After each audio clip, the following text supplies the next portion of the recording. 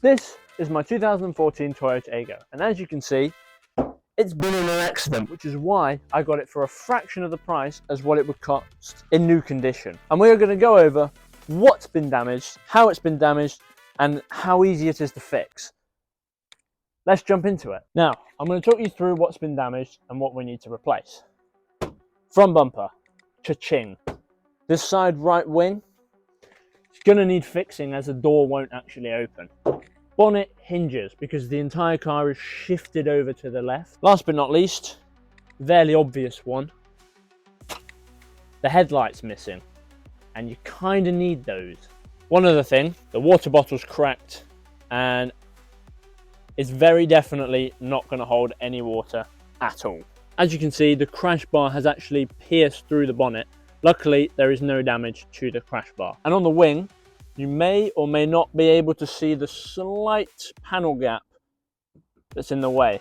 And you can see some of the chips as well. How did this crash happen? Well, let's have a think. I came to the conclusion that it doesn't actually matter that much, so I moved on with the project. The first thing we're going to be changing on here is the battery, as it doesn't hold charge very well. I've got it. Oh, it's quite heavy actually, I wasn't expecting that. Right, let's fix this then. As you can see, we've got the positive terminal here. I've already pre-checked this. These are 12mm spanner bolts. It's not a 12mm, I was doing the wrong bolt. 10mm.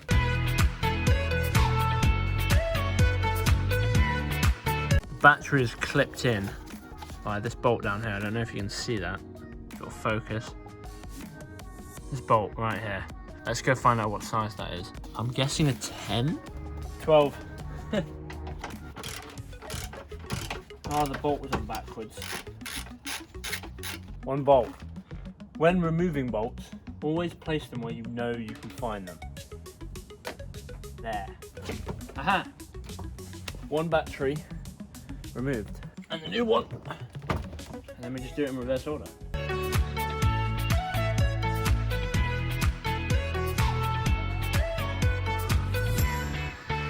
That is a battery change.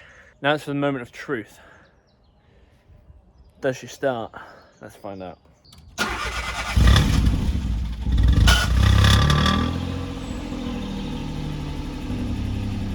She starts. Look at that. Purrs. Now it's running. Let's remove this bumper. See what damage has occurred. Hopefully nothing too bad. To access the bolts, we need to jack up the car. Right, as you can see, the bumper, we need to remove this trim to get access to all the pieces, well, in there. So let's give it a go and see where it takes us. I've never done this before.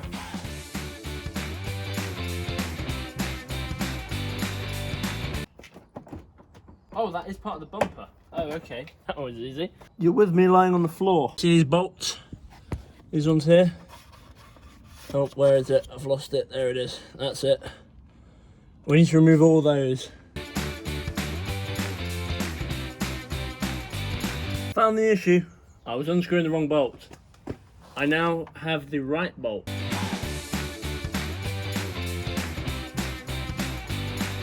Everyone's worst nightmare. These little things. I wish I knew the technical term, but I call them a pain in my arse. That's not going to cut it. I'll go see if I've got a trim removal kit. My apologies, I missed a screw. The key is to wear gloves. And as you've noticed, I started the video off with them. And, well, I never put them back on. I'm assuming that's part of the WAS headlight. After professionally ripping and tugging, I managed to get the bumper loose. Because, well, as you saw before, the crash bar down there was pierced through here, which was stopping it from moving. It also has revealed some more damage to the wing. Right here. Haha. Which, yeah, we've got a new one of those on the way. The total cost for this, by the way, I'm going to do at the end of the videos. end of the parts. That's not good at all. That's not going to make the cut. Right, now's the moment of truth. When it come off.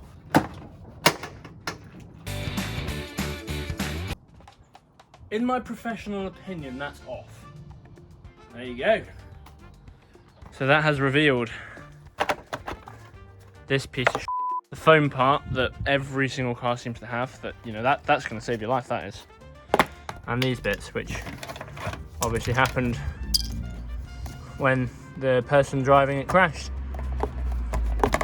Well, there you go. Bonnet removal. Bonnet removal. The bonnet's there. Bumper. The next bit on the agenda is to remove all the pieces. And I've never done that before, as I've never taken a bumper off, so let's see how that goes. Before we go on to any trim removal from that, I'm going to just remove the washer bottle, or whatever you want to call it. That is something I'm going to have to fix. That's not good. That's supposed to be on there. Right, let's start taking this apart then.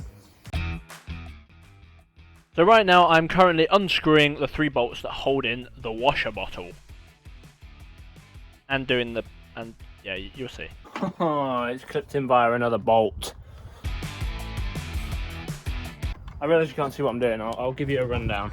So I've just unplugged these 2 sockets here. They were in there like that.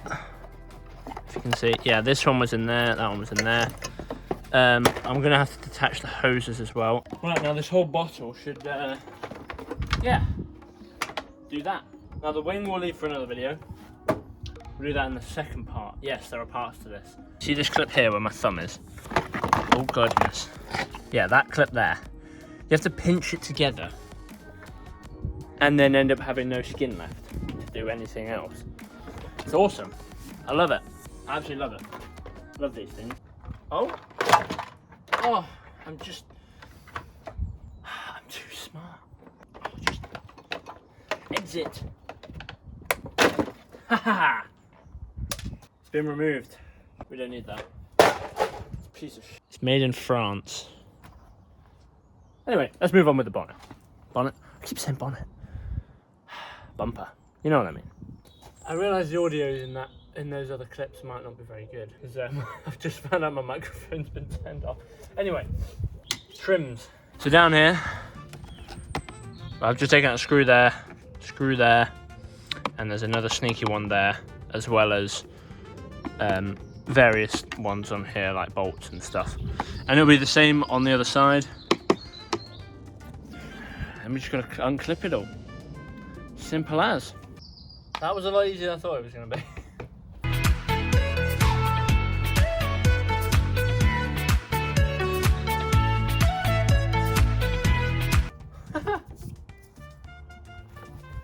Another piece.